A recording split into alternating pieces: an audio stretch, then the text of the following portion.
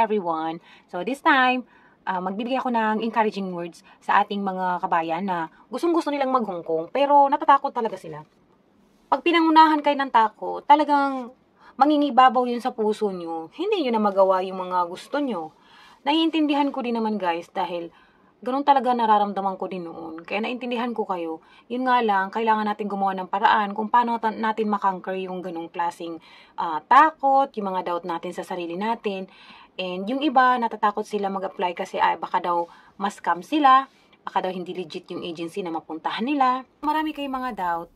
Marami naman guys paraan para masolve yung mga iniisip niyo, mga problema, mga negative. Ako ang ginawa ko kasi nag-search ako guys eh. Yun talaga ginawa ko. Since wala naman ako mapagtanungan din talaga ng mga ideas.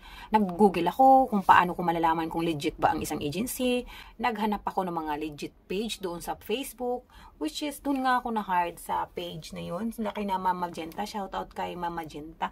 Na talagang naging daan sila ng pag-apply ko dito sa Hong Kong. And napakadali lang ng process, guys. Napakalaking tulong talaga na marunong tayong mag-research. Especially sa panahon ngayon, guys, through online na halos ang lahat. So, kung natatakot ka na ma-scam, nasa sayo na yan kung paano mo siguraduhin sa sarili mo na hindi scam yung mapuntahan mo. Marunong naman tayo, guys, na kumilatis din. Dapat, pag nag-apply ka, marunong ka sa mga bagay-bagay, marunong ka mag-research, marunong kang mag-identify, mag-analyze ng mga situation kung ito ba ay legit o hindi. Siyempre, pagka alam mo na hindi legit, huwag mo nang ituloy. Maraming paraan guys para malaman kung legit o hindi ang isang bagay na gagawin mo, gusto mong gawin. Like ako naman guys, hindi ako nagdalawang isip na kasi dahil siguro prepare na yung puso ko.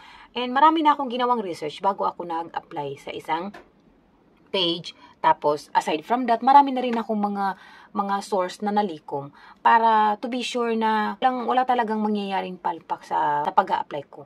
And wala namang masama siguro guys kung tayo ay magtatanong-tanong din sa iba.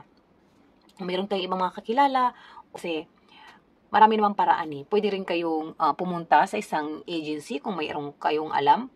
Yun. And mag-walk-in kayo doon.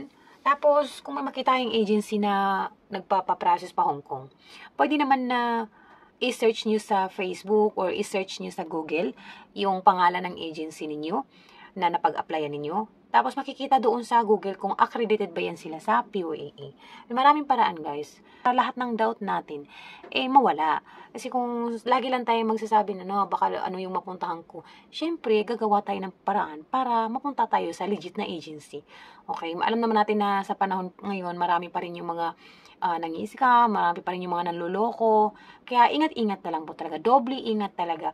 Be sure na marunong ka mag-analyze ng mga bagay-bagay kung ito ba ay tama o hindi.